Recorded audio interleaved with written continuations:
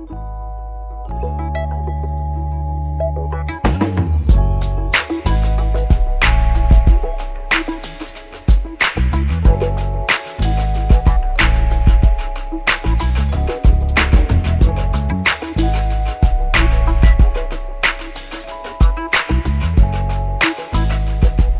everybody. Thank you for joining me again on another episode of Powerhouse U.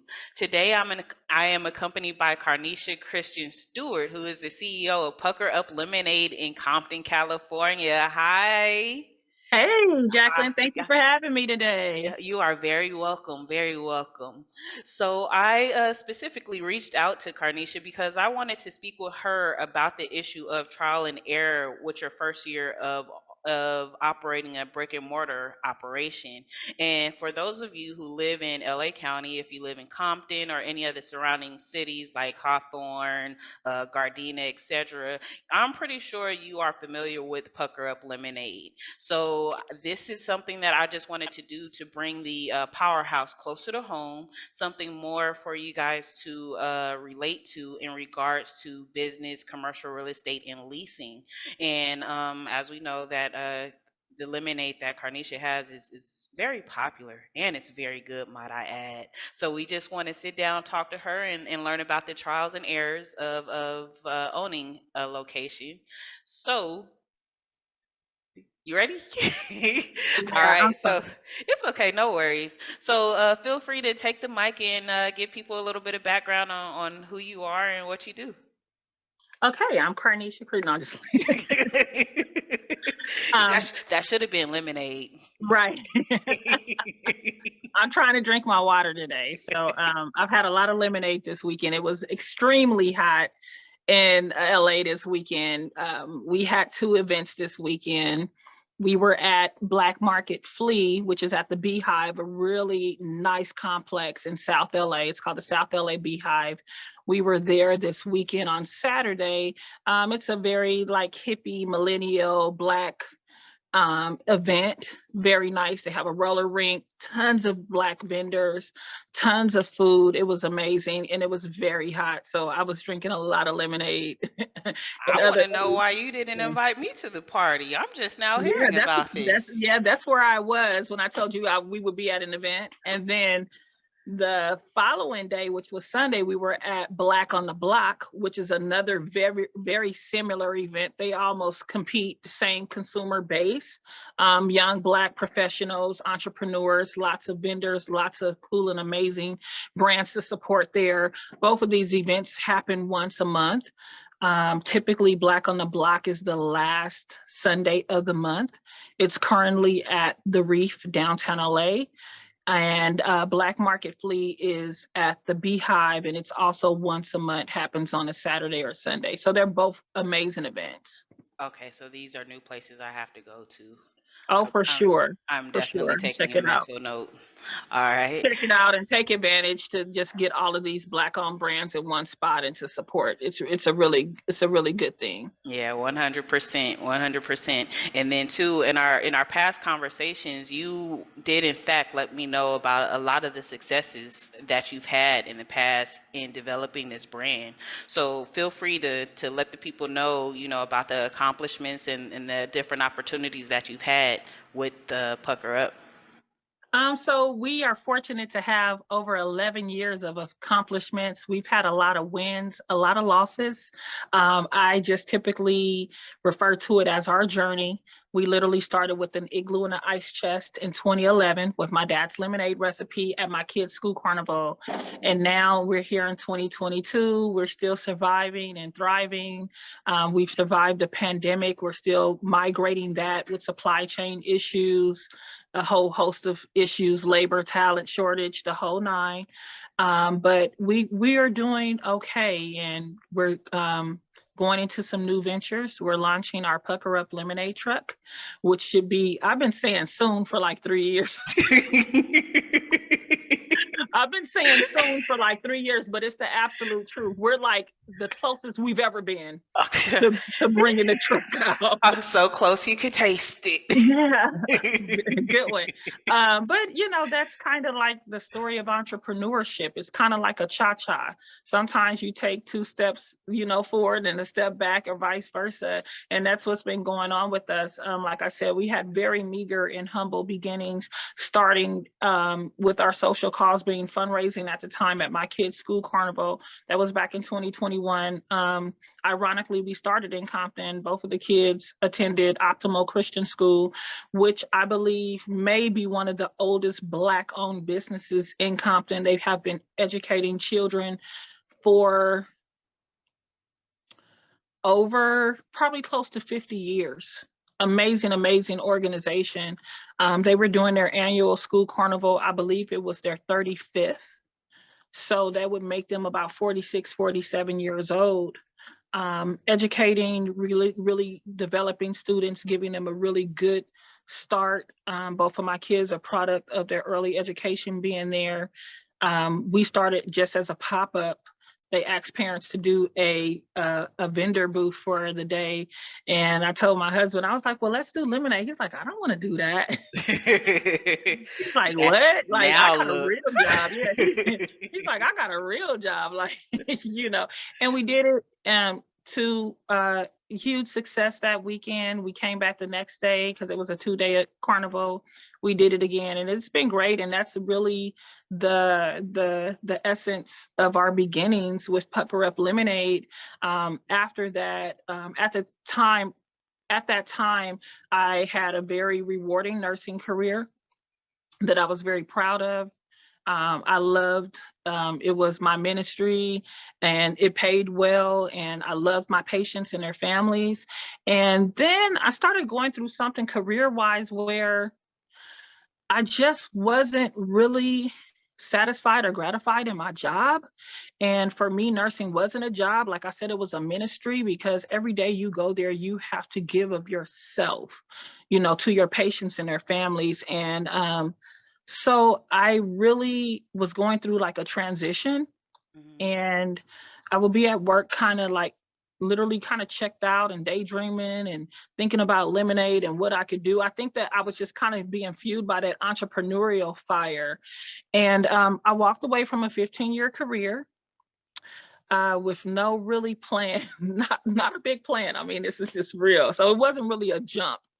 It was a Yeah. walk away. And and then at the same time, I started noticing how like beverage stations for parties and events were trending. And they came out with this big thing called Pinterest, and you can go on and be inspired and say, hey, yeah, that's the visualization of what was in my head. And Yes. so that inspired a lot. And we decided to kind of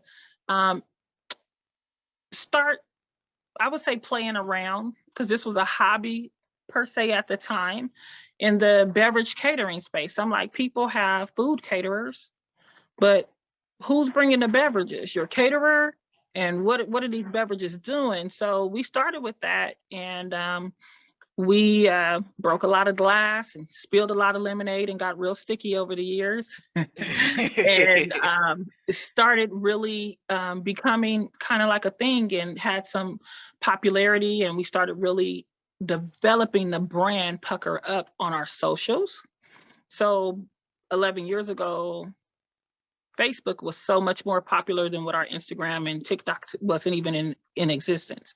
So we started on Facebook and started leveraging our personal social network, well, my social network, because my husband's not on social media, and then started growing the brand from there, and posting really great pics. And then that's how we kind of started with the branding, because I always tell people that I don't sell lemonade, I sell Pucker Up. Pucker Up, it's its own brand, its own vibe. It has its own customers and following. I'm just the person behind it, Right. alongside my husband, who's our COO of he's over operations, and then we have a team. So over the past 11 years, yes, a lot of accomplishments. Just to, number one, the accomplishment is to still be here. Most, I told a brand this morning. I was doing some mentorship with them and answering some questions. And I told them, I said, most businesses are not here after 5 years, because you're really not profitable. You hope to be profitable before that time, but most small, and I don't even say I take small lightly. I would say most micro businesses are not here, before they hit the 5 year mark. So therefore, your business hasn't really turned that corner and matured to the point where it's profitable, and you're not necessarily sustaining the business anymore. So just to be here for 11 years, we hit a decade last year. This is our 11th season. We weathered a major global pandemic, and so I'm just proud of that. You Bravo, know, yeah, bravo. I'm proud of that. A lot of our growth recently has been due to developing a team. We don't have full-time employees. We have part-timers and we have event staff, and it's been working for us. We've been fortunate to be able to carve out a space with our brand so that we've serviced the likes of global companies like Amazon and Google and The Honest Company and DirecTV and many, many more. And that's kudos to just doing good business and having a great product, and also being professional, which are all things that are not always synonymous with small Black owned businesses, but we're here to change the narrative. We're here to stand out and shine, and to be examples of what, a small, meager business can grow to be.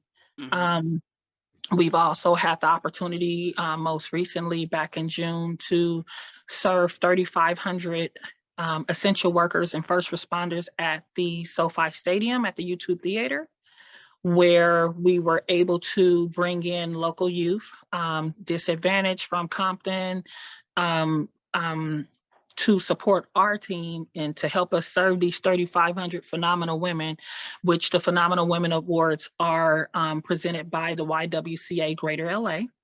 It was an amazing event. And we also, for that youth group that helped us, which is Children Striving Together, we were able to present them a check for $1,200 for their efforts. The kids did an amazing job. And for me, it was full circle because growing up in Compton, it was organizations like the Salvation Army, which in essence, my business is located directly across the street from, Mhm. and the YWCA that, supported me and my family so that I would have something to do after school, that I would have an activity on the weekend. So to be able to be called, to cater to our largest crowd yet, it was just full circle for me and for me to give back to the youth. And so it kind of reinvigorated that social stance that we take into the community to support our local youth, to give them job training, and to pay them with their first employment experiences so that we can help them develop their work ethics. We can give them a summer job. When I was growing up, we had programs like the Summer Youth Employment Training Program. Those programs don't exist anymore. So it's been left for small businesses like myself, like, my other counterparts, to employ these youth so that we can give them opportunity, and not just that, but so that we can give them, training. So yeah, I'm so proud of that for my company. I'm I'm proud of really, you. I'm just yeah, sitting here just yeah, smiling. I'm so proud of that. I'm so proud of that for us, because it's like sometimes when you're weathering this entrepreneurial journey, you don't, it's always, sometimes you're dealing with a lot of lack. There's less than less than a tenth of 1% of capital goes to small Black owned businesses of color and women owned businesses. So to be able to do this without that Mhm. is why we're here. And I'm the type of person that when I hear of a grant, when I hear of some funding, when I hear of some capital, I'm sharing it, whether I was a past recipient of it or not, or share with this person. It may not be industry specific for me. It may be for real estate, or it may be for something else. So yeah, I'm just Pucker Up literally changed my life. Literally changed my life. Yeah, and I could see that you're definitely proud of the brand that you created. You've accomplished so much in over the past decade. So the position that you're in a good one, and I congratulate you on all your Thank you. accomplishments. And then it all definitely comes with trial and error, like we were Yes. discussing in the beginning. And then it sounds like you just pretty much had to figure it all out as you went, because you just walked away and was just like, Yeah, it was literally a start. So I still maintain a start where you are mentality. I'm a very resourceful person. Um, and we've were recipients of tons of help from people, whether it was during a time when we didn't have a commercial kitchen and we had friends that had restaurants and was like, oh yeah, you can use our kitchen, or helping me migrate this process or permitting process, especially when we were fortunate in 2018 to secure the lease for the brick and mortar. That was all new to me. Literally, that was a handshake deal, which, in 2022, does 29, not happen. 2018, it happens. It happens. It Well, does happen. it happens, but not often. Yeah, it happens. That's why I'm a huge proponent of networking, professional, not just social networking, but professional networking, getting to know your client base, because these people that are supporting your business, they can spend their money anywhere. They can spend their money in a big box store. They happen to like your product. And sometimes they just happen to like the brand and they like you. So I'm a big proponent of networking and kind of finding out, like drawing that pie chart to figure out, okay, who's here, who's there, how do I connect this? How do I get in here? Because most of the people in my life now in 2022, I did not know them before I started this business. So I've met some amazing people, amazing business owners, quite a few that I call best friends now. So that's been great for me. Really appreciate that. Just to be outside of a space, be outside of my, outside of the hospital or the medical arena, and meet people. We're in LA. It's huge out here. So like I said, with the lease, it was a handshake deal. A friend called me on a Monday. Usually Mondays were my down days, because on the weekends it would be all parties and events and all pucker up. And she called me and she was like, hey, I think I have a location for you. And I think at the time, just dealing with being at the space in the journey where, it was kind of like a party by party event. Like, it's kind of like some people work paycheck to paycheck. you Sorry. you going from party to party. We go from party to party, literally. So she's like, hey, I have a opportunity for you. And I'm like, what, huh? And she's like, yeah, let me put the guy on the phone. And she puts him on the phone and I'm grilling him. And I'm like, I knew some of the things that I needed to have in a facility to open up. He happened to be encountering some health issues and he needed to, leave the business. So I was like, does it have this? And does it have this? And something in my spirit said, just go. Hmm. And I went and I looked around and I was just like, okay, I can work with this. And he's like, well, I want such and such. And I'm like, I can't even say that. I don't have that. Yeah. And then he says, well, you name your price. And let me tell you something, side note, in business, in your profession, in your career, you must stand on negotiation. It's how deals are made. It's not from a consumer point of view, where we go in the store, the paper towels are $6.99. You pay $6.99. We're not at the flea market. There's no haggling. There's no bartering or anything. Hmm. He told me to name my price. I named my price. He stuck out his hand. I was just like, but You're like, hey, some that's people think faith. about, like, yeah, for real. Some people think about like generational curses, and I happen to focus more on generational blessings. I like that. I feel like that was literally getting the being the recipient of my grandparents, great grands, and so on and so forth. True story. My grandmother was a sharecropper. She came here in 1955 with all of her children from Mississippi to California in hopes of building a better life for her and her children. Hmm. She came to Cali. She owned 2 homes. This is a woman that was working the fields in Mississippi. So I really carry that. I don't carry that, it actually carries me. Mm-hmm. So it's really, really, it's in my veins, that entrepreneurial spirit. Let's go west, you know. But it's like in that time they had no choice. It was like, okay, it ain't happening here. So I have to leave here, you know, with the faith that I'm going to be able to reap more and do more and have more there. And we're talking, this is like Jim Crow era. Mm-hmm. Civil, this is kind of predated civil rights. And to have the faith, I carry that. That's my middle name. That's, you know, I really, really carry that. And to be able to ink this deal, which I just wrote it out. He was like, all right, write it out. I was like, okay. Because, okay, look, the reality is that when I met with this man, I didn't have 1% of what he asked me for. Literally. I I hear you. That I didn't have that. But sometimes you just have to show up. You know, because he could have said one thing and I would have been like, oh, I don't know. You know, that's why something in my spirit was just like, no, just go. Just go and see. Sometimes I think opportunities approach us and we don't feel ready. mm-hmm. So we don't show up. So that's something that could have completely passed up because we might feel like, oh, Imagine if you didn't show up. That's that part.